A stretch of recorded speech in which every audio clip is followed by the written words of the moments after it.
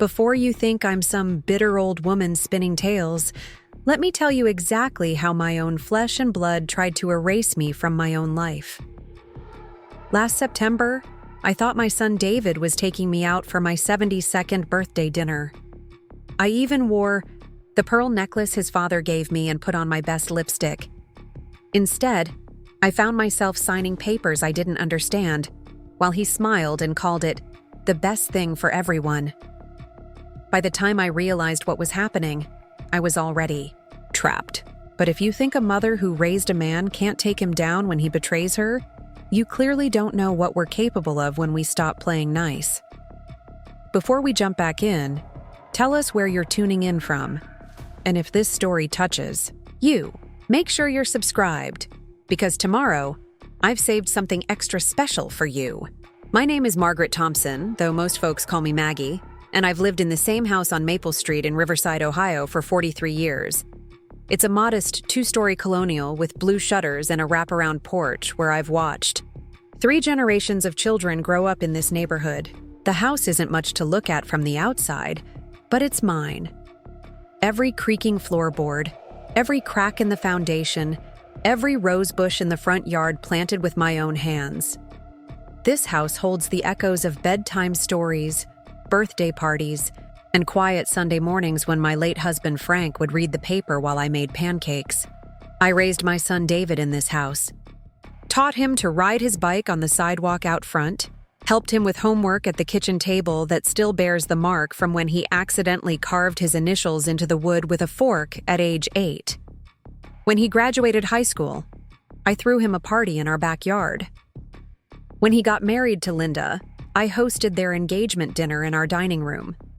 This house was the foundation of everything good in our family, and I always assumed it would stay that way. David had always been what you might call ambitious. Even as a boy, he talked about making money, about owning things, about being someone important. Frank and I were proud when he started his real estate development company right here in Riverside. We watched him buy his first property, then his second, then expand into commercial developments. He seemed to have the golden touch, always talking about his next big deal, his partnerships, his plans to transform downtown Riverside into something modern and profitable. What I didn't know was that David's golden touch had turned to fool's gold somewhere along the way. The signs were subtle at first. He'd visit less frequently, and when he did come by, he'd walk through the house with an odd expression, like he was measuring something. He'd comment on the neighborhood changing, how property values were shifting, how maintaining an old house was becoming such a burden for someone my age. I brushed off these remarks because, frankly, I wasn't some helpless old lady. At 72, I still did my own grocery shopping, kept my own books, and maintained my independence with the kind of stubborn pride that Frank used to tease me about. But then came the phone calls that started in late summer. David would call with increasing frequency, asking about my health, my finances, whether I was having trouble managing things around the house. When I'd assure him I was fine, he'd get this tone in his voice, patient but patronizing, like he was talking to a child who didn't understand the complexity of adult concerns. "Mom, I'm just worried about you living alone in that big house," he'd say. "What if you fall? What if something happens and no one's there to help you?" I'd remind him that I had neighbors, that Frank Kowalski next door checked on me regularly, that I had a life and a routine that worked perfectly well. But David would persist with questions about my blood pressure medication, about whether I'd been forgetting things, about how isolated I must feel without Dad around. The conversations always left me feeling unsettled, though I couldn't quite put my finger on why.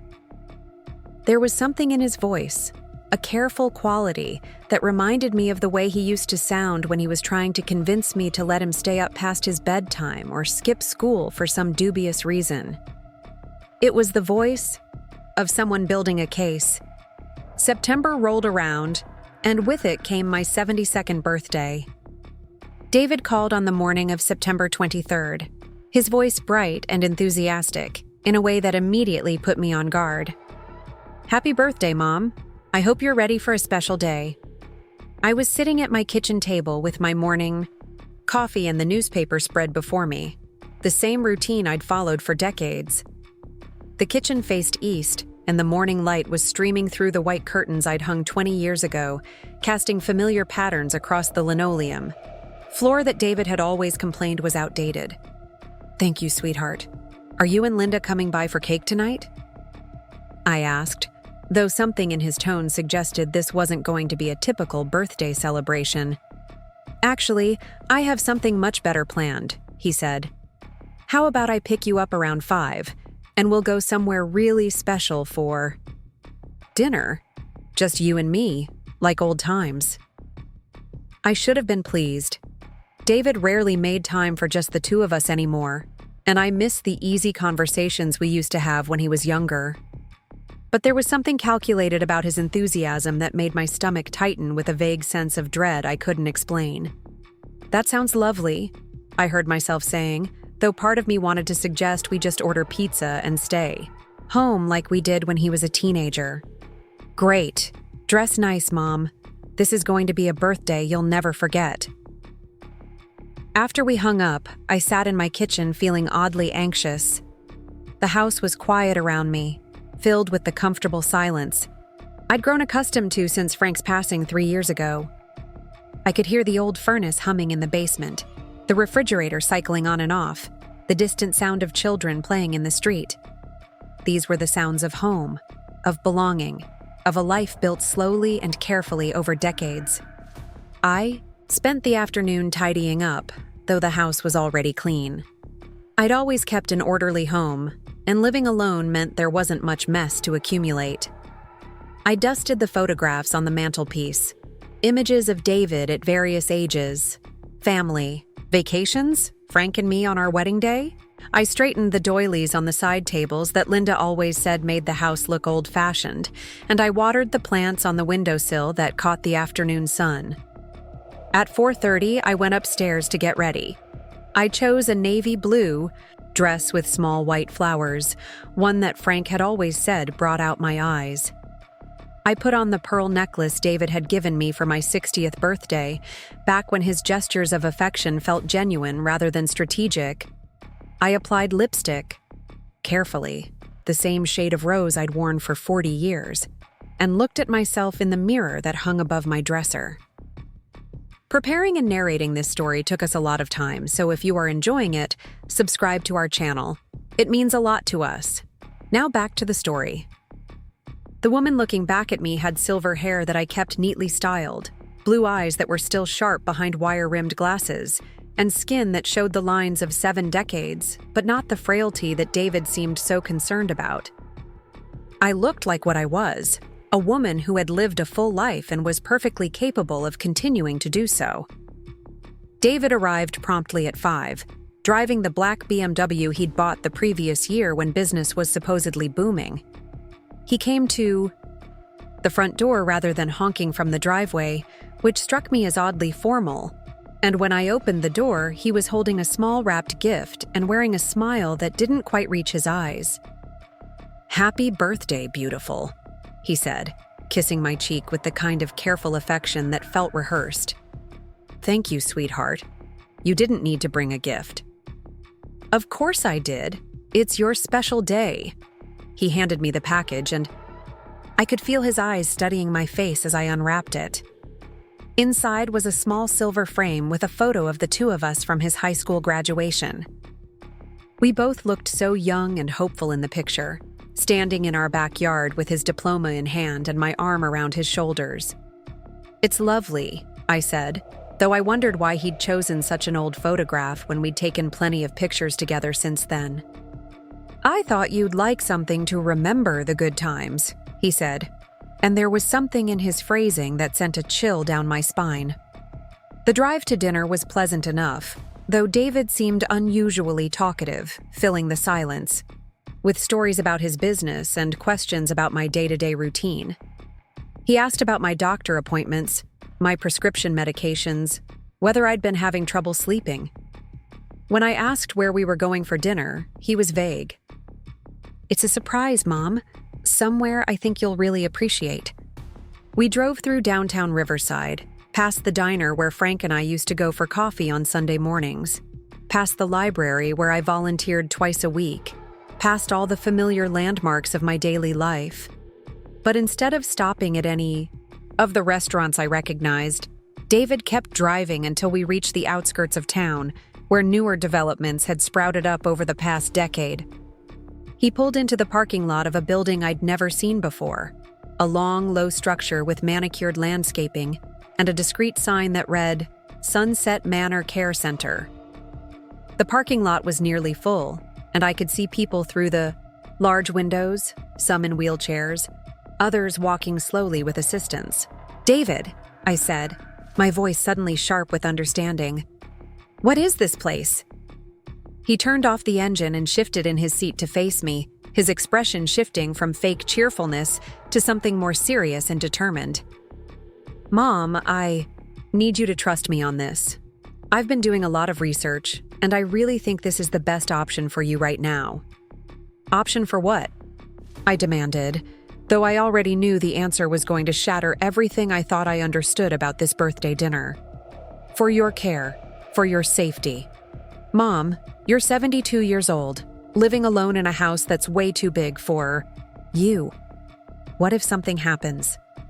What if you fall down those stairs? What if you have a medical emergency and no one finds you for days?" I stared at him, feeling like the air had been sucked out of my lungs. "You brought me to a nursing home on my birthday." "It's not just a nursing home, Mom. It's an assisted living facility. They have activities, medical staff on site, prepared meals. You'll have your own room, but you'll also have people around who can help you if you need it." "I don't need help," I said, my voice rising despite my efforts to stay calm. "I'm perfectly capable of taking care of myself." "Are you, though?" David's voice took on that patient, patronizing tone I'd been hearing more often. "Because Linda and I have been talking, and we've noticed some things. You repeat stories sometimes. You forgot about our dinner plans last month. And that time, you called me at 2 a.m. because you thought someone was in the house, but it was just the neighbor's cat in your yard." Each example hit me like a physical blow, not because they were entirely untrue, but because they were tiny, normal moments of human fallibility that he'd apparently been cataloging as evidence against me. Yes, I'd called him about a noise that turned out to be nothing, but that happened once, at night, when any reasonable person might have been startled. Yes, I occasionally told the same story twice, but that was just the natural rhythm of conversation, not dementia. Those aren't signs of incompetence, David. Those are signs of being human. "Mom, I love you too much to let you put yourself at risk because of pride." He reached into his jacket pocket and pulled out a manila folder. "I've already spoken with the administrator here. They have a lovely room available, and I've arranged for the paperwork to be processed today so you can move in right away." The folder sat between us like a weapon, and I realized with growing horror that this wasn't a discussion or a suggestion.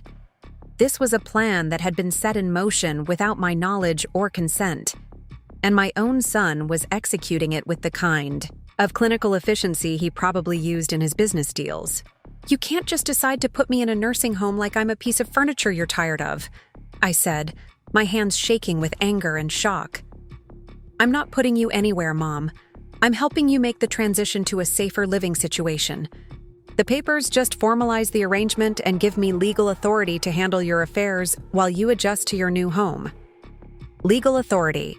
The words hung in the air between us, and I understood with crystalline clarity that this wasn't about my safety or my well-being. This was about control, about David positioning himself to make decisions about my life, my property, my future without my input. "And what happens to my house?" I asked, though I dreaded the answer.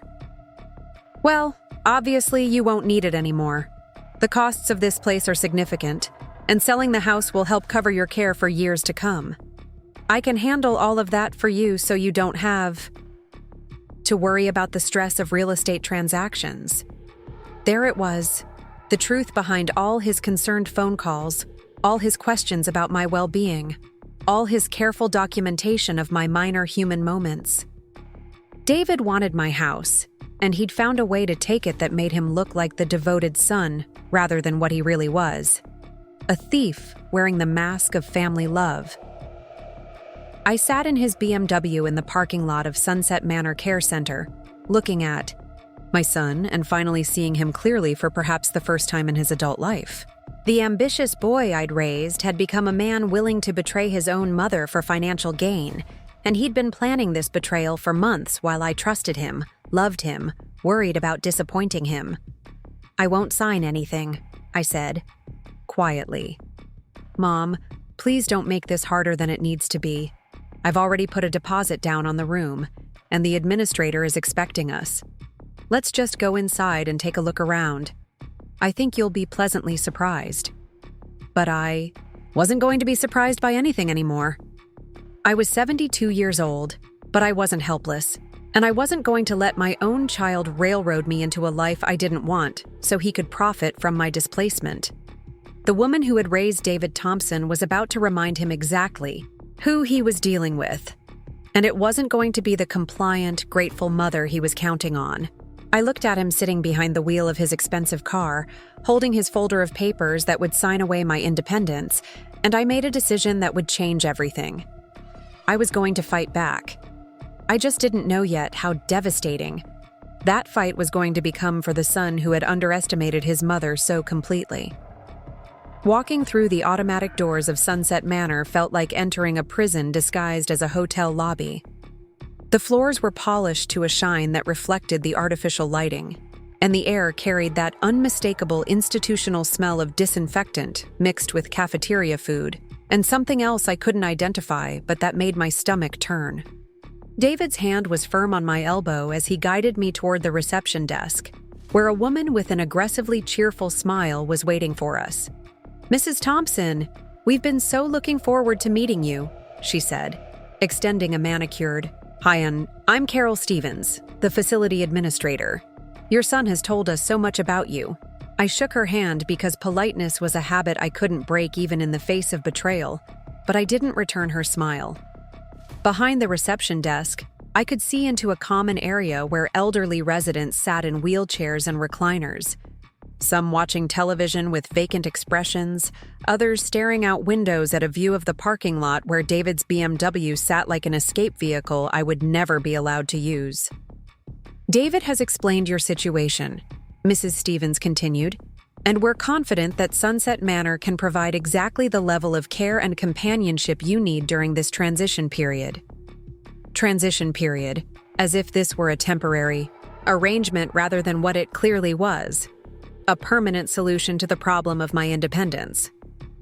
I watched David nod approvingly as Mrs. Stevens launched into what was obviously a rehearsed presentation about the facility's amenities, the qualified staff, the engaging activities program.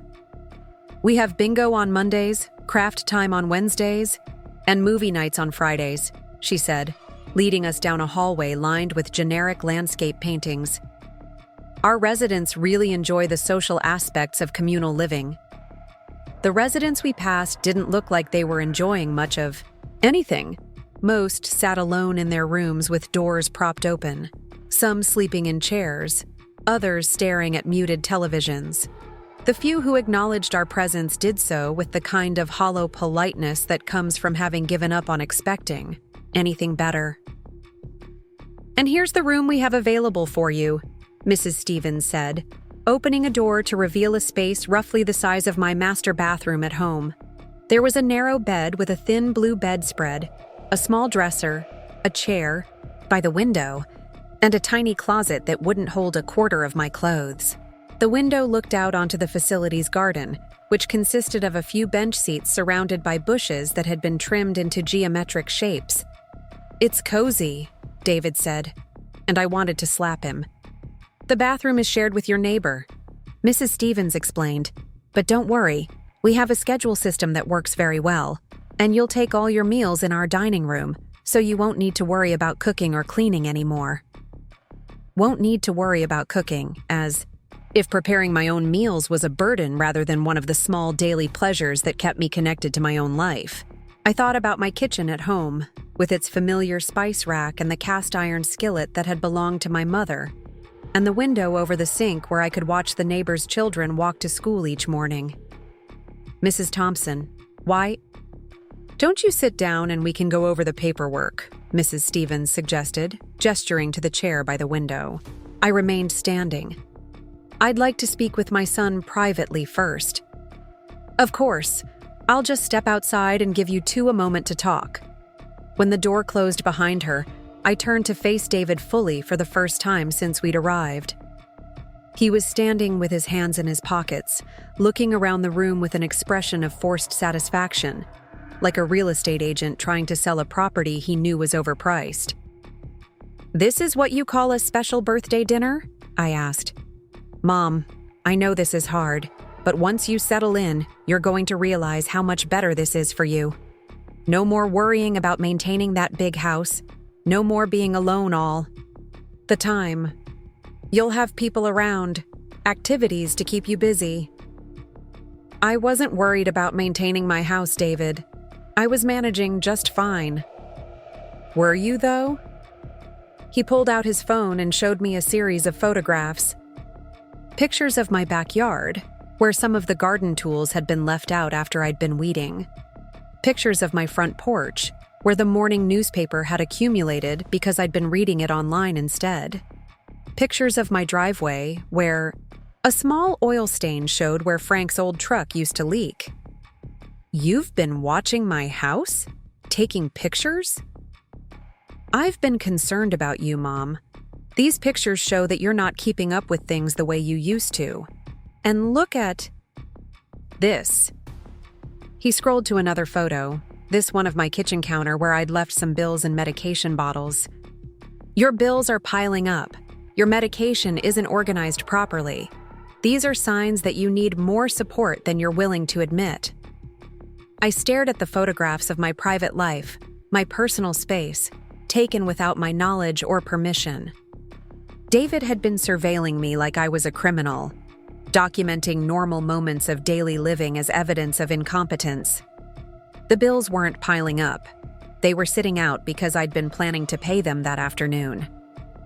The medication bottles weren't disorganized. They were exactly where I kept them, so I could remember to take my blood pressure pills with breakfast. You had no right to take pictures of my property without my permission. I had every right to be concerned about my mother's well-being. Mom, I'm trying to help you here. The paperwork Mrs. Stevens wants you to sign just formalizes our arrangement and gives me power of attorney so I can handle your finances and make sure your bills get paid on time. Power of attorney. There it was again, the legal phrase that would strip away every bit of autonomy I had left. I understood now that this wasn't about my safety or my health. This was about David gaining control of my assets, and the nursing home was just the vehicle he was using to make it happen. What exactly do you plan to do with power of attorney? Well, obviously I'll need to sell the house to pay for your care here. This place costs $3,000 a month, Mom, and your Social Security isn't going to cover that. But the house should sell for at least $200,000, maybe more if I can get it into the right hands. $200,000. I almost laughed, but it came out as a bitter sound that made David flinch. The house was worth at least $400,000, probably more given the way property values had increased in our neighborhood over the past few years.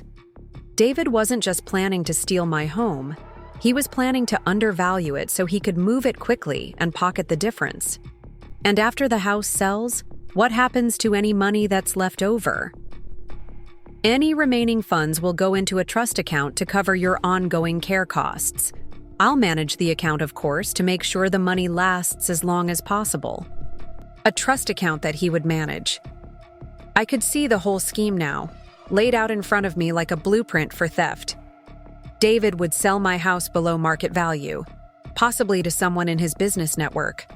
He'd place the proceeds in an account he controlled, and over time, those funds would somehow diminish through management fees, administrative costs, and other creative accounting methods that would leave me dependent on his generosity while he profited from my life's work. "I need to think about this," I said.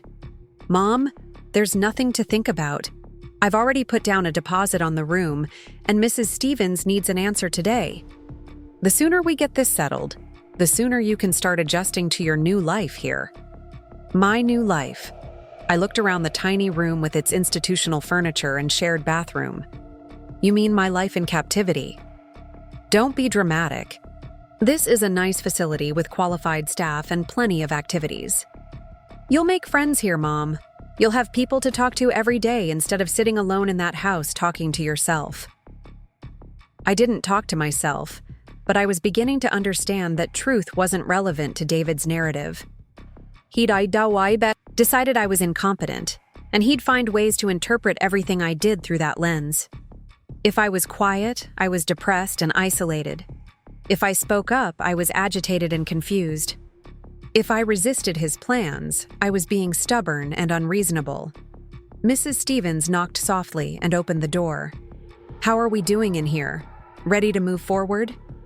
David looked at me expectantly, and I realized that this was the moment of decision.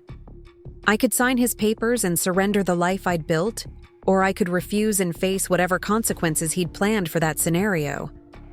Something told me he hadn't brought me here without a backup plan for resistance. "I'd like to read through all the paperwork before I sign anything," I said. "Of course," Mrs. Stevens said, though I caught a quick glance between her and David. "Why don't we go to my office where you can review everything in detail?" Her office was just as sterile as the rest of the facility, with motivational posters on the walls, showing elderly people engaged in various activities, all of them smiling with the kind of forced joy that made my skin crawl. Mrs. Stevens spread several documents across her desk, and I began reading while David sat beside me, occasionally pointing out sections he thought were particularly important. The admission agreement was straightforward enough, but the financial documents were what made my blood run cold. There was a form transferring power of attorney to David, another form authorizing him to make medical decisions on my behalf, and a third form that would allow him to access my bank accounts immediately upon my admission to the facility. "This gives David complete control over my finances," I said. "It's really just a formality," Mrs. Stevens explained. "Many of our residents find it easier to let their adult children handle the business side of things so they can focus on enjoying their retirement. But I'm not retired. I volunteer at the library twice a week. I serve on the neighborhood association board, and I manage my own household just fine." "Mom," David interrupted, "those are exactly the kinds of responsibilities that are becoming too much for you. When's the last time you actually attended a neighborhood association meeting?" I thought back and realized it had been 2 months, but only because the meetings had become contentious lately over a proposed development project, and I'd grown tired of the arguing. I'd planned to re-engage once the current controversy settled down, but David was presenting my temporary absence as evidence of declining capacity. "I've been taking a break from the meetings because of the drama over the Morrison property development." "See? You're getting confused about local issues, losing track of community responsibilities. That's exactly what I'm talking about." I wasn't confused about anything. The Morrison property development was a controversial project that would replace a small park with a strip mall, and the neighborhood association had been split down the middle about it for months. I'd stayed away from the meetings because I was tired of watching neighbors argue with each other over something that would probably get decided by the city council anyway. But in David's version of reality, my reasonable decision to avoid neighborhood politics had become evidence that I was losing my grip on community involvement. Every choice I made, every normal human decision to step back from something stressful or unpleasant, was being reframed as a symptom of decline. "I'm not signing these papers today," I announced. The silence that followed was deafening. Mrs. Stevens looked uncomfortable, glancing between David and me like she was watching a tennis match. David's jaw tightened, and I could see him calculating his next move. "Mom, I really think you should reconsider." I've gone to a lot of trouble to arrange this, and the room won't be available indefinitely. Then I guess you'll need to cancel your deposit. That's not how this works. David's voice had taken on a harder edge, and for the first time, I was seeing the real person behind the concerned son facade. I'm not going to let you put yourself at risk because you're too proud to accept help. This isn't help, David. This is you taking control of my life for your own benefit. Mrs. Thompson, Mrs. Stevens interjected. Perhaps you'd like to stay for dinner tonight as our guest. Sometimes seeing our community in action helps families make these important decisions. I almost agreed, but something in the way she phrased it as a decision for families rather than a decision for me made me pause. They were tag-teaming me, David and Mrs. Stevens, presenting a united front that treated my resistance as a problem to be solved rather than a valid response to an unreasonable situation. I'd like to go home now, I said. David stood up abruptly, his chair scraping against the floor. Fine. But Mom, this conversation isn't over. I can't just pretend I'm not concerned about your safety because it makes you angry. We drove home in tense silence, and when David pulled into my driveway, I expected him to leave immediately. Instead, he followed me to the front door, producing a key I didn't recognize. Where did you get that? I had a spare made a few months ago when you mentioned you were thinking about giving one to the neighbors in case of emergency. I had mentioned that, casually, in passing, as a general safety precaution. I'd never actually given him permission to make a key, and the fact that he'd done it without telling me felt like another violation of my privacy and autonomy. Inside my house, everything looked exactly as I'd left it that morning. But somehow, it felt different knowing that David had been inside taking pictures, documenting evidence of my supposed decline. I wondered how many times he'd let himself in while I was out, what else he'd photographed or examined or judged. Mom, I want you to really think about what we discussed today. I know change is scary, but sometimes we have to do things that are difficult because they're the right thing to do. After he left, I walked through my house seeing it with new eyes. This was what David saw as too much for me to handle. The comfortable clutter of a life fully lived, the small maintenance tasks that came with homeownership, the independence to make my own decisions about how to spend my time and energy. I sat in my kitchen as the sun set outside my window, thinking about the tiny room at Sunset Manor with its shared bathroom and rigid meal schedule. I thought about Mrs. Stevens with her aggressive cheerfulness and her assumption that I would be grateful to give up my autonomy. I thought about David and his folder of legal documents that would strip away everything I'd worked for. But mostly, I thought about the expression on his face when I'd refused to sign his papers. It hadn't been disappointment or concern. It had been frustration, the look of someone whose plan had hit an unexpected obstacle. David had counted on my compliance, my gratitude, my willingness to trust him even when trust was clearly misplaced. That night, I did something I hadn't done. In years, I changed the locks on my doors. I also did something else that would prove to be much more important.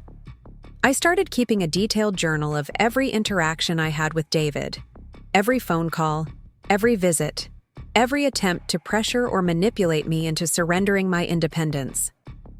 I didn't know it yet, but I was about to discover that my son had underestimated me in ways that would cost him far more than he'd ever imagined possible. The woman who had raised him was about to remind him exactly what she was capable of when someone tried to take away everything she'd worked for. 3 days later, I received a phone call that would change everything. The voice on the other end belonged to a woman named Jennifer Rodriguez, and she had information about my son that would turn his carefully laid plans upside down. Mrs. Thompson, you don't know me, but I work at Sunset Manor, and I think you need to know something about your son's arrangement with our facility. Jennifer was a nurse's aide who had been working at Sunset Manor for 2 years, and she'd overheard a conversation between Mrs. Stevens and David that had troubled her enough to track down my phone number. Your son offered Mrs. Stevens a substantial Bonus if she could convince you to sign the admission papers that same day, Jennifer told me. He said time was critical because of some business situation he was dealing with, and he needed access to your assets as quickly as possible. The conversation had taken place in Mrs. Stevens's office while I was supposedly reviewing the paperwork.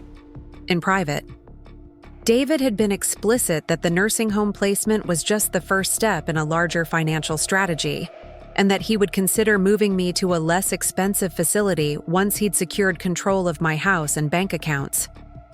Mrs. Thompson, I've seen this before. Adult children who use nursing home placement as a way to gain power of attorney quickly, before their parents have time to think it through or get legal advice. Once you're admitted to a facility, it becomes much harder to challenge those decisions. Jennifer's call confirmed what I'd suspected. David's urgency wasn't about my safety, it was about his timeline. He needed my house sold quickly, and he couldn't risk me having time to discover whatever financial trouble had prompted this desperate grab for my assets. That evening, I made several phone calls of my own. First, I contacted Bob Mitchell, an attorney I'd met through my volunteer work at the library. Bob specialized in elder law, and when I explained my situation, he immediately offered to meet with me the next day. Margaret, what you're describing sounds like attempted financial elder abuse, Bob told me when we met in his office downtown. The fact that your son was pressuring you to sign power of attorney documents without giving you time to review them or seek independent legal advice is a red flag. Bob explained that power of attorney was supposed to be granted voluntarily, with full understanding of its implications, and typically only when it was actually needed. The fact that David was trying to secure these powers while I was clearly competent to manage my own affairs suggested ulterior motives. I'd like to do some research into your son's financial situation, Bob said. If he's in some kind of trouble and sees your assets as a solution, we need to know about it before he tries this again. What Bob discovered over the next week painted a picture of David that was far different from the successful businessman I thought I knew. Thompson Real Estate Development was heavily leveraged and behind on several major loan payments. David had personally guaranteed most of the company's debt, which meant his personal assets were at risk if the business failed. More disturbing was the pattern of financial behavior Bob uncovered. David had borrowed money against future property sales that hadn't materialized, had used construction loans for projects that were stalled in permit disputes, and had been shifting money between various accounts in ways that suggested he was trying to stay ahead of creditors and regulatory scrutiny. Margaret, your son isn't just in financial trouble, Bob told me during our second meeting. He's in the kind of trouble that could result in bankruptcy, foreclosure, and possibly criminal charges if he's been misrepresenting his company's financial position to lenders. The house David was so eager to sell wasn't just an asset he wanted to control, it was a lifeline he desperately needed to avoid losing everything he'd built. My little house on Maple Street, the home where I'd raised him and lived contentedly for 4 decades, represented the difference between his business surviving and his entire financial world collapsing. But David had made a critical error in his planning. He'd assumed I would be easily manipulated, that my love for him would override my instinct for self-preservation, and that I wouldn't investigate or resist his schemes. He thought he was dealing with a confused old woman who would be grateful for his guidance. Instead, he was about to discover that he'd declared war on someone who had spent 72 years learning how to survive, how to fight for what mattered, and how to protect herself from people who would take advantage of her trust. The son who thought he could steal his mother's life was about to learn exactly what his mother was capable of when someone threatened everything she'd worked for.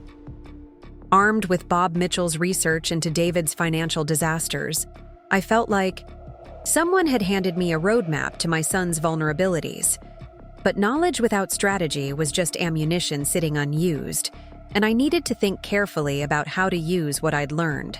David had spent months planning his attack on my independence, documenting my supposed shortcomings, building his case for why I needed to be managed rather than respected.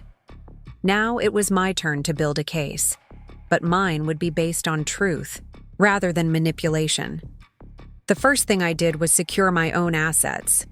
Bob helped me open new bank accounts at a different institution, one where David had no relationships or influence. We moved most of my savings and investment accounts to these new locations, leaving only small amounts in my original accounts to avoid raising immediate suspicions. If David was monitoring my finances, which I suspected he would see normal activity but wouldn't have access to the full picture of what I was worth.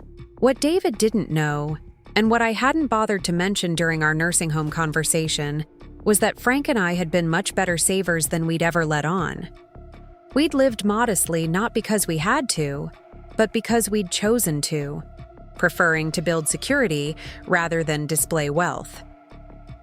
Over the years, Frank's pension, my own retirement savings, and some smart investments had grown into a substantial nest egg that would keep me comfortable for the rest of my life without requiring me to sell my house. Bob also helped me draft new legal documents that would protect my assets from any future attempts at manipulation. We created a revocable living trust that would allow me to maintain complete control over my property and finances while I was competent, but would transfer management to trustees of my choosing if I ever became unable to manage my own affairs. Importantly, David was not named as a trustee. This trust structure will make it much more difficult for anyone to claim you're incompetent and need a guardian or conservator, Bob explained. You've demonstrated sound judgment in seeking legal counsel and making informed decisions about your financial future. While we were setting up these protections, Bob continued investigating David's business activities, and what he found was even worse than we'd initially discovered. Thompson Real Estate Development wasn't just struggling. It was apparently operating as something close to a Ponzi scheme. David had been using money from new investors to pay obligations to earlier investors, while diverting construction funds to cover personal expenses and business operations that had nothing to do with the projects the money was supposed to fund. Margaret, I think your son is going to be facing serious legal problems very soon, Bob told me during one of our meetings. The State Attorney General's office has been investigating several real estate developers for fraud, and David's business practices fit the pattern they're looking for. Bob had discovered this through his connections in the legal community, but he suggested that I might want to do some investigating of my own. If David was desperate enough to steal from his own mother, he was probably desperate enough to have left other trails of questionable behavior that could be documented and used to protect myself from his schemes. I decided to visit David's office, not to confront him, but to observe. I told his secretary I was in the neighborhood and wanted to surprise him for lunch, but when she informed me he was out showing properties, I asked if I could wait in his office. David's secretary, a young woman named Tracy who had always been friendly to me, seemed happy to chat while I waited. Mr. Thompson has been so stressed lately, Tracy confided. He's been working such long hours, and he gets so many phone calls from people who sound angry. While Tracy was busy with other tasks, I glanced around David's office, which was decorated, with photographs of properties he'd developed and awards from various business organizations. But I also noticed stacks of papers that looked like legal documents, and his computer screen was displaying what appeared to be a spreadsheet with columns of red numbers. When Tracy stepped away to use the restroom, I quickly took photos of the visible documents with my phone. I couldn't read them in detail, but I could see enough to recognize names of banks, law firms, and amounts that seemed significant. By the time David returned to the office, I was sitting in his waiting area reading a magazine and looking like any other patient mother waiting to take her successful son to lunch. "Mom, what a nice surprise," David said, though his smile looked strained and there were dark circles under his eyes that suggested he hadn't been sleeping well. "I was in the neighborhood and thought we could grab a quick bite," I said. "But you look tired, sweetheart. Are you feeling all right?" "Just busy with work stuff. You know how it is." But I was beginning to understand that I didn't know how it was at all. The David I'd thought I knew, the successful businessman with the nice car and confident demeanor, was apparently a facade covering someone who was drowning in debt and legal problems. The question was whether his desperation made him more dangerous or more vulnerable. Over lunch at Miller's Family Restaurant, a place we'd been going to since he was a teenager, I tried to get David talking about his business. He was evasive, about specifics, but he seemed eager to return to the subject of my living situation. Mom, I've been thinking more about our conversation last week.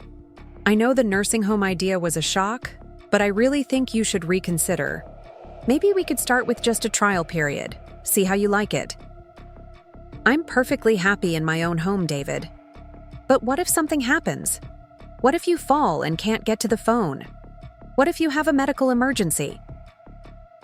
These were the same arguments he'd been making for months, and I was tired of pretending they were reasonable concerns rather than transparent manipulations. But instead of arguing with him, I decided to try a different approach. You're right that I should probably have some kind of emergency plan, I said. Maybe I should look into getting one of those medical alert systems, or having a neighbor check on me daily. David's face tightened almost imperceptibly. Those systems aren't really reliable, Mom, and neighbors have their own lives to worry about. Well, what about hiring someone to come in a few times a week, a housekeeper or companion? That's expensive, and you can't guarantee the quality of person you'd get. At least in a facility, there's professional oversight. Every alternative, I suggested, David had a reason why it wouldn't work. It was becoming clear that his objections weren't really about my safety, they were about maintaining control. A medical alert system would give me security without giving him power of attorney. A hired companion would provide assistance without requiring me to sell my house. David didn't want solutions to the problems he claimed to be worried about. He wanted the specific solution that would put my assets under his control. After lunch, I drove past several of the properties David claimed to be developing. What I found was troubling. Construction sites that appeared to be abandoned, with equipment sitting unused and no workers in sight. Office buildings with for lease signs that had been there so long they were faded and weather-beaten. Projects that were supposed to be thriving business ventures but looked more like expensive failures. I took photographs of these properties as well, not because I had a specific plan for them, but because I was learning that documentation was power. David had tried to document my supposed incompetence with photos of my normal daily life taken out of context. I was going to document his actual failures with evidence that couldn't be reinterpreted or explained away. That evening, I called Jennifer Rodriguez, the nurse's aide from Sunset Manor who had warned me about David's conversation with Mrs. Stevens. Jennifer agreed to meet me for coffee the next day, and what she told me added another piece to the puzzle of my son's desperation. Mrs. Thompson, I probably shouldn't be telling you this, but your son has been calling Mrs. Stevens almost every day since your visit, Jennifer said. He keeps asking if you've reconsidered, if you've called to schedule another tour, if we've received any paperwork from you. Jennifer had overheard these conversations because she often worked at the desk near Mrs. Stevens' office, and David's calls had become frequent enough to be noticeable. More concerning was the tone of these conversations. He doesn't sound like a worried son anymore, Jennifer said. He sounds like someone who needs something to happen quickly, and he's getting frustrated that it's not happening. Jennifer also told me that Mrs. Stevens had been asking questions about me around the facility, specifically about whether any of the staff had heard from me or knew anything about my current living situation.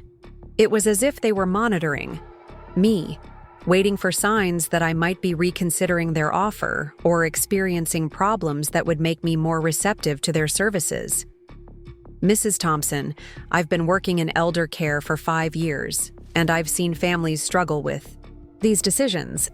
But usually when adult children are genuinely concerned about their parents' safety, they're relieved when the parent finds alternative solutions or demonstrates that they're managing well on their own. Your son doesn't seem relieved. He seems disappointed. That observation crystallized something I'd been feeling but hadn't been able to articulate. David wasn't acting like someone whose genuine concerns had been addressed. He was acting like someone whose plans had been disrupted, and who was looking for ways to get those plans back on track. Armed with this insight, I decided to test my theory. I called David and told him I'd been thinking about our conversation and that maybe I should consider some kind of assisted living arrangement. The change in his voice was immediate and dramatic. "Mom, that's wonderful. I knew you'd come around to seeing the benefits. Should I call Mrs. Stevens and schedule another visit?" "Well, I was thinking maybe I should look at several places, compare my options, do some research." The pause that followed was telling. "Mom, I really think Sunset Manor is the best choice. I've already done the research, and they have the best reputation in the area. But wouldn't it be wise to compare costs and services? Maybe there are places that would be a better fit for my specific needs." "The thing is, Mom, their room availability changes quickly. The room we looked at might not be available if we wait too long." David was pushing me toward the same rushed decision-making that had characterized his original plan. He didn't want me to research alternatives, compare options, or take time to think through the decision. He wanted me to commit quickly to the specific arrangement he'd already negotiated, with the specific financial terms he'd already agreed to. I told him I'd think about it, but I was actually thinking about something entirely different. I was thinking about how to turn David's desperation against him, how to use his need for quick access to my assets to expose the truth about his motivations and his business practices. Bob Mitchell had given me the name of a private investigator named Kevin Walsh, who specialized in financial fraud cases. Kevin was a former police detective who now worked primarily with attorneys and insurance companies to document evidence of white-collar crimes. When I met with Kevin and explained my situation, he was immediately interested. "Mrs. Thompson, what you're describing sounds like a textbook case of financial elder abuse," Kevin said. "But if your son is also involved in business fraud, we might be able to kill two birds with one stone." Kevin explained that many financial crimes involved multiple victims and multiple schemes. If David was desperate enough to steal from his own mother, he was probably desperate enough to have been cutting corners in his business dealings, misrepresenting his financial position to lenders, or diverting funds in ways that violated his agreements with investors. "The best defense against someone trying to steal from you is often to document their other criminal activities," Kevin said. "If your son is facing serious legal problems from his business practices, he'll be too busy protecting himself to continue targeting your assets."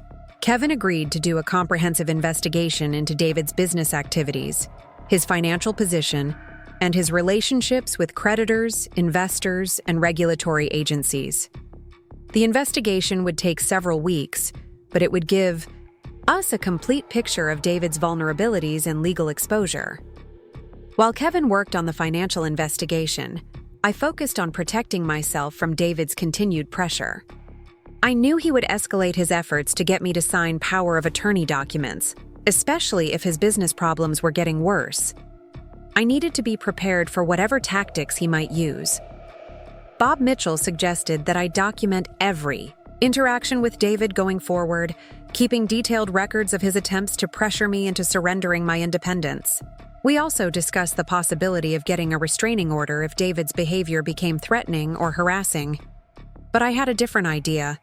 Instead of simply defending myself against David's schemes, I wanted to turn the tables on him completely. I wanted him to experience what it felt like to have someone else controlling his life, making decisions about his future without his input, and taking away everything he'd worked for. The opportunity to do exactly that came sooner than I expected, in the form of a phone call from Kevin Walsh with news that would change everything. "Mrs. Thompson, you need to know that your son is in much more serious trouble than we initially thought," Kevin said. "The state attorney general's office is planning to file criminal charges against him within the next 2 weeks." Kevin had discovered that the investigation into David's business practices was much further along than anyone realized. The Attorney General's office had been building a case against several real estate developers who had been operating fraudulent investment schemes, and David was apparently a primary target. "The charges are going to include wire fraud, securities fraud, and theft by deception," Kevin explained. "If he's convicted on all counts, he's looking at significant prison time and complete financial ruin.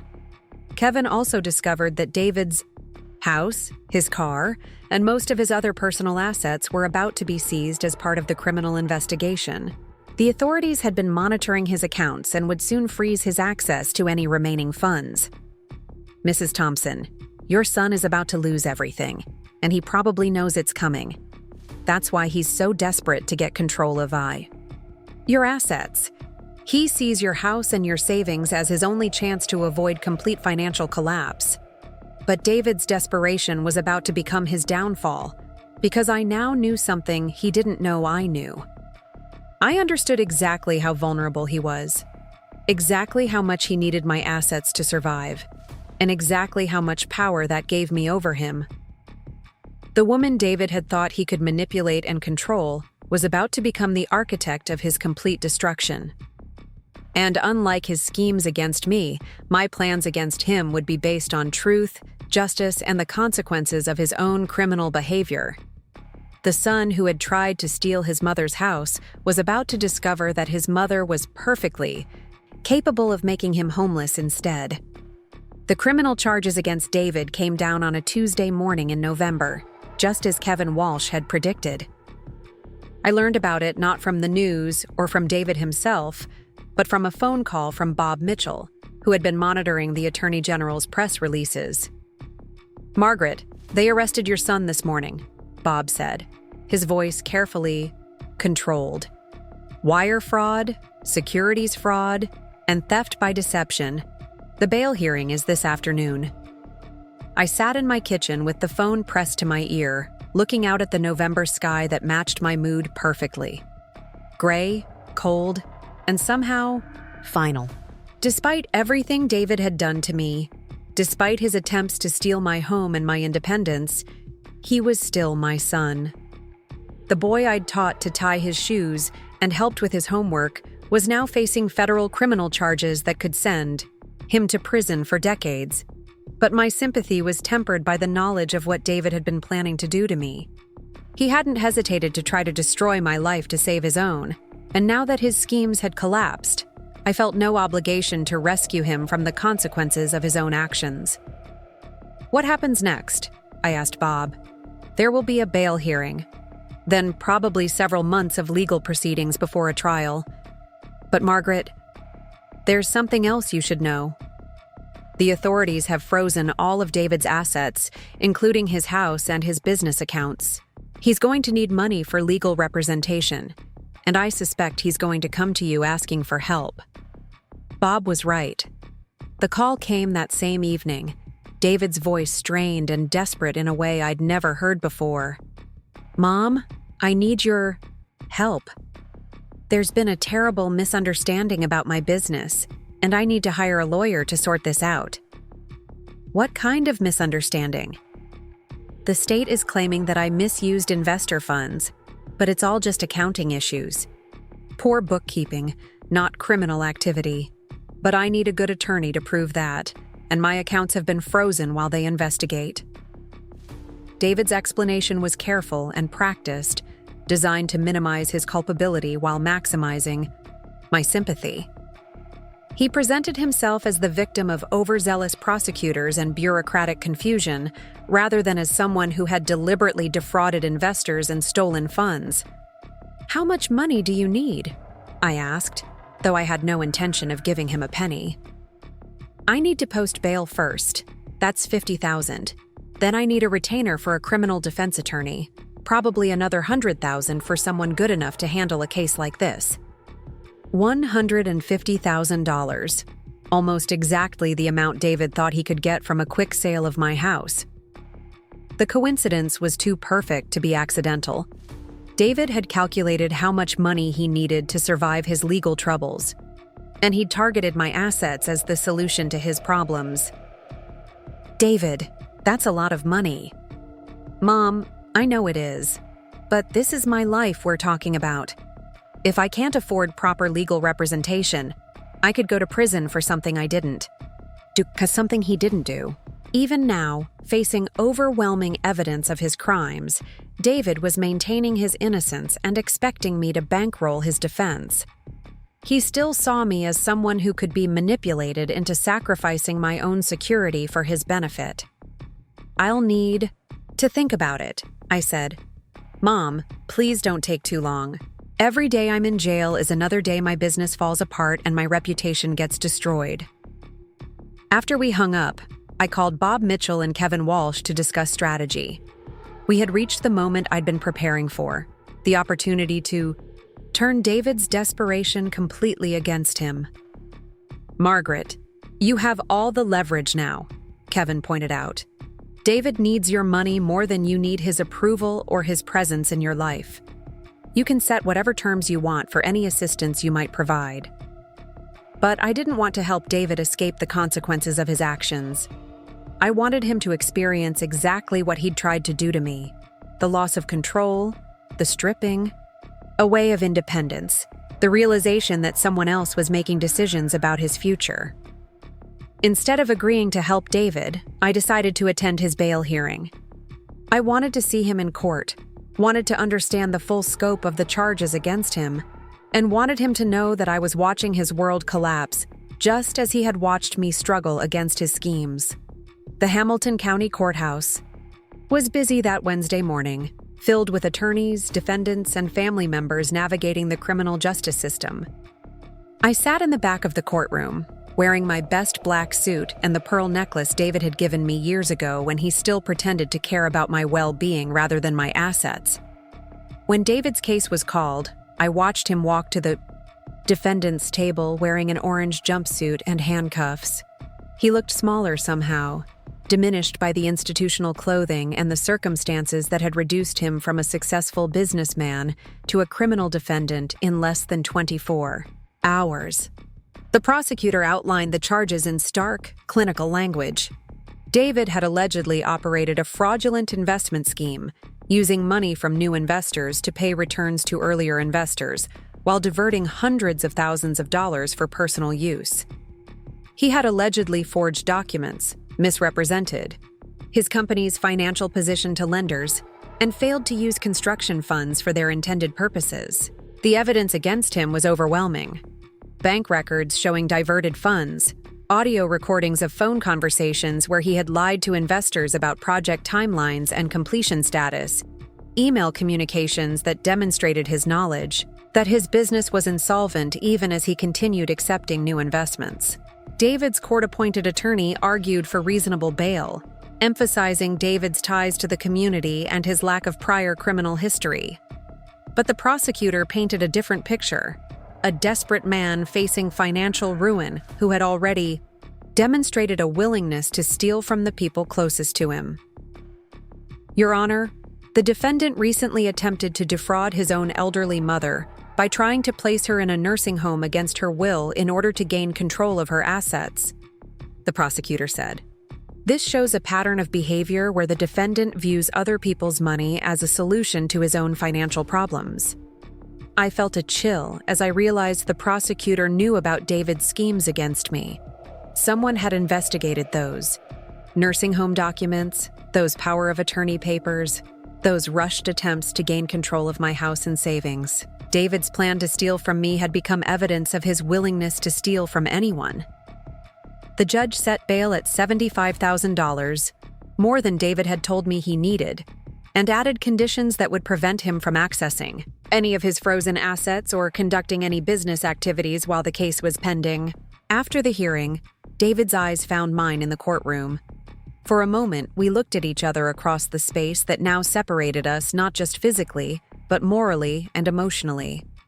I saw desperation in his face, and something that might have been shame, but also a calculating quality that suggested he was still thinking about how to manipulate this situation to his advantage. I left the courthouse without speaking to him. That evening, Linda called me. David's wife had always been polite but distant, and we'd never developed the kind of close relationship I'd hoped for when David first brought her home. But tonight, her voice was raw with panic and anger. "Margaret, I need to talk to you about David, about what's happening to our family." Linda wanted to meet for coffee, and when we sat across from each other at Miller's family restaurant the next morning, I could see that the stress of David's arrest had aged her years in just a few days. "Margaret, I had no idea about any of this," Linda began. "I thought David's business was successful. I thought we were financially secure. I had no idea he was stealing money or lying to investors." Linda's story painted a picture of David that was both familiar and heartbreaking. He had apparently been lying to her just as he'd been lying to his investors, his creditors, and me. She'd believed his explanations for his long hours, his stress, his secrecy about business matters. She'd trusted him to handle their finances while she focused on her own career and their household. But Linda, you must have known something was wrong. David was so desperate to get control of my assets. He tried to put me in a nursing home so he could sell my house. Linda's face crumpled. "I knew he was worried about your safety, but I didn't know about the nursing home plan. He told me you two had discussed assisted living as an option, that you were having trouble maintaining your house." Even Linda had been fed a version of events that painted David as the concerned son and me as the aging mother who needed management, rather than respect. David's lies had been so thorough, so carefully constructed, that even his wife hadn't seen through them. "Linda, David wasn't concerned about my safety. He was concerned about his business failing, and he saw my house as a way to raise quick cash to cover his debts." We talked for 2 hours, and by the end of our conversation, Linda was crying. Not just for David and the legal troubles he was facing, but for the realization that her marriage had been built on deception. The man she'd trusted with her life and her future had been systematically lying to her while stealing from investors and plotting to defraud his own mother. "Margaret, I can't stay married to someone who would try to steal from you. I can't stay married to someone who's been lying to me about everything that matters." Linda filed for divorce the following week. The timing wasn't coincidental. She wanted to protect herself financially from David's legal troubles and criminal liability. But beyond the practical considerations, she genuinely seemed horrified by what David had become and what he'd been planning to do to me. With his wife filing for divorce and his assets frozen, David became increasingly desperate. The phone calls came daily now, sometimes multiple times per day. His tone shifted from apologetic to pleading to angry, depending on his assessment of what approach might work with me. "Mom, you're the only family I have left. Linda has abandoned me, my business partners won't return my calls, and my so-called friends have all disappeared. You're all I have. Mom, I know I made mistakes, but I was trying to protect you. I was worried about your safety, and maybe I went about it the wrong way. But my intentions were good. Mom, if you don't help me now, I'm going to prison. Is that what you want? Do you want your only son to spend the best years of his life in a federal penitentiary?" Each call revealed more of David's true character. When appeals to family loyalty didn't work, he tried guilt. When guilt didn't work, he tried manipulation. When manipulation didn't work, he tried threats. "Mom, I'm going to tell everyone that you're suffering from dementia, that you're not competent to make financial decisions. I have documentation of your declining mental state, remember? I can have you declared incompetent and get power of attorney through the court system." That threat was probably the biggest mistake David could have made, because it reminded me exactly why I couldn't help him even if I'd wanted to. He was still the same person who had tried to steal my independence, still the same person who saw my assets as his solution, still the same person who would use my love for him as a weapon against me. "David, you tried that approach once already, and it didn't work then either. That was different. That was before I really understood how serious your condition was. But now, with the stress of my legal situation, your condition has obviously gotten worse. You're not thinking clearly about family obligations." David's willingness to weaponize my supposed mental decline, even while asking for my help, crystallized something for me. This wasn't a son who had made mistakes and learned from them.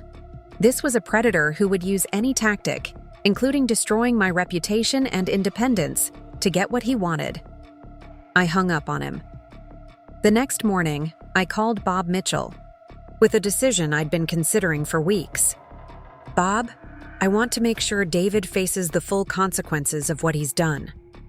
Not just the business fraud, but what he tried to do to me. Margaret, what exactly are you thinking? I want to file charges against him for attempted financial elder abuse. I want the prosecutor to know about all of his schemes, not just the business fraud. I want a complete accounting of his attempts to manipulate and control me. Bob explained that elder abuse charges would be handled by a different prosecutor, but that my testimony about David's nursing home scheme and power of attorney pressure could be used to enhance the federal charges he was already facing. If the federal prosecutor can show a pattern of fraudulent behavior that includes attempts to defraud family members, it could result in significantly harsher sentencing. More importantly, filing elder abuse charges would create a public record of David's attempts to manipulate me. Even if he somehow managed to beat the federal charges, the elder abuse case would follow him for the rest of his life. I spent the next week meeting with prosecutors, giving detailed statements about David's nursing home scheme, providing copies of the documents he'd tried to pressure me into signing, and sharing the recordings I'd made of his threatening phone calls. Some elderly people had been in facilities so long that they'd lost confidence in their ability to live independently, even if their original placement had been inappropriate. Others faced genuine health challenges that made independent living unsafe, regardless of how they'd initially ended up in care. But we helped dozens of people transition back to independent or assisted living situations that better match their actual needs and preferences. Each successful case felt like a victory, not just for that individual, but for the principle that elderly people deserved to have their autonomy respected until they genuinely couldn't manage their own affairs. 5 years after David's conviction, the foundation had grown into a statewide organization with satellite offices in 3 cities and a staff of 12 full-time advocates. We'd handled over 300 cases of suspected elder financial abuse, recovered more than $2 million in stolen assets, and helped dozens of elderly people escape inappropriate institutional placements. More importantly, we'd changed the conversation about aging and family responsibility in our state. Elder abuse was no longer something that happened in the shadows, dismissed as family business that outsiders shouldn't interfere with. It was recognized as a serious crime that required community response and legal intervention. The foundation's success also brought me a kind of peace I hadn't expected. For years after David's schemes, I'd struggled with feelings of guilt and self-doubt. Had I been too harsh in pursuing criminal charges against my own son? Had I been wrong to refuse to help him when he was facing prison? Should I have found some way to maintain a relationship with him despite his betrayal? But working with other families dealing with similar situations helped me understand that the choice hadn't been between helping David and destroying him. The choice had been between enabling his criminal behavior and protecting other potential victims. David had chosen to commit crimes that hurt multiple people, and allowing him to escape consequences would have sent the message that elderly people were acceptable targets for financial predators, even when those predators were their own children. I never heard from David during his years in prison. He never called, never wrote, never asked anyone to convey messages to me. I didn't know if his silence reflected shame, anger, or simply acceptance that our relationship had been permanently severed by his choices. When David was released from federal prison after serving 6 years of his 8-year sentence, I learned about it not from him, but from a brief item in the newspaper's legal notices section. The article mentioned that he would be serving 2 years of supervised probation and would be prohibited from working in real estate or financial services. I wondered sometimes what David's life looked like now. Had prison changed him? Did he understand the magnitude of what he'd tried to do to me? Or did he still see himself as a victim of circumstances beyond his control? Had he found work, friends, a place to live? Did he ever think about the damage he'd caused to his investors, his wife, his mother? But I didn't try to contact him, and I didn't expect him to contact me. Some relationships don't survive betrayal, no matter how much love, originally existed between the people involved. David had killed something essential in our mother-son bond when he'd decided my assets were more important than my autonomy, and no amount of time or forgiveness could resurrect what had been deliberately destroyed. Instead, I focused on the relationships I'd built through the Foundation's work. Dorothy Walsh had become a close friend and volunteer advocate. Jennifer Rodriguez had left Sunset Manor to work full-time for our foundation. Bob Mitchell continued providing legal services, but he'd also become something like the son I'd lost, someone who respected my judgment and supported my goals without trying to control or manipulate me. On the 10th anniversary of David's original nursing home scheme, I held a reception at my house on Maple Street to celebrate the Foundation's accomplishments. The same living room where I'd once sat in shock, processing David's betrayal, was now filled with people who had survived similar betrayals and found ways to help others facing the same threats. 10 years ago, I thought my story was ending, I told the assembled advocates, attorneys, and clients who had become the Foundation's extended family. My son had convinced me that I was becoming incompetent, that I needed to be managed rather than respected, that my independence was a burden rather than a right. I believed him for a while, because we want to trust the people we love. I looked around the room at faces that reflected every stage of the journey from victim to survivor to advocate. Some were people we'd helped escape financial abuse. Others were family members who had learned to recognize and resist manipulation. Still others were professionals who had committed themselves to protecting elderly people from exploitation. But my story wasn't ending 10 years ago. It was beginning. Everything I'd experienced before that day, all the skills I'd developed and relationships I'd built and strength I'd accumulated, had prepared me for the work we're doing now. David tried to erase me from my own life, but instead, he taught me exactly why that life was worth fighting for. The reception lasted well into the evening, with stories shared and connections made and plans developed for expanding our advocacy work into neighboring states. When the last guest had left and I was alone again in my house, I walked through the rooms that David had once seen as too much responsibility for an aging woman to handle. Every room held memories now, not just of the family life Frank and I had built here, but of the work life I'd created after his death and David's betrayal. The dining room where we'd hosted Foundation board meetings.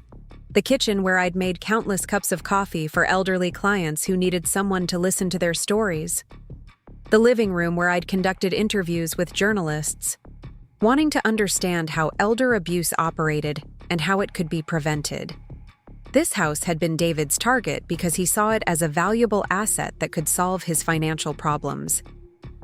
But it had become something much more important, the headquarters of an operation dedicated to ensuring that other elderly people wouldn't lose their homes, their independence, or their dignity to family members who saw them as sources of profit rather than human beings deserving of respect. I was now 82 years old, the same age my grandmother had been when I was a child, marveling at her strength and independence.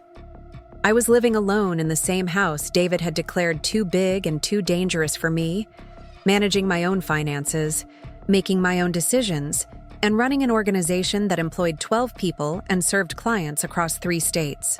The woman David had tried to convince was incompetent had spent the last decade proving that competence isn't diminished by age, that independence isn't something to be surrendered for convenience, and that the people who love us should support our autonomy rather than undermine it for their own benefit. David had tried to write the ending to my story, casting me as a confused elderly woman who needed to be managed and eventually forgotten.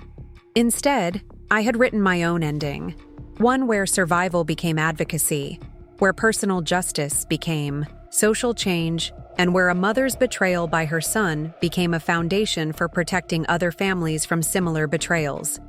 Up next, you've got 2 more standout stories right on your screen. If this one hit the mark, you won't want to pass these up. Just click and check them out.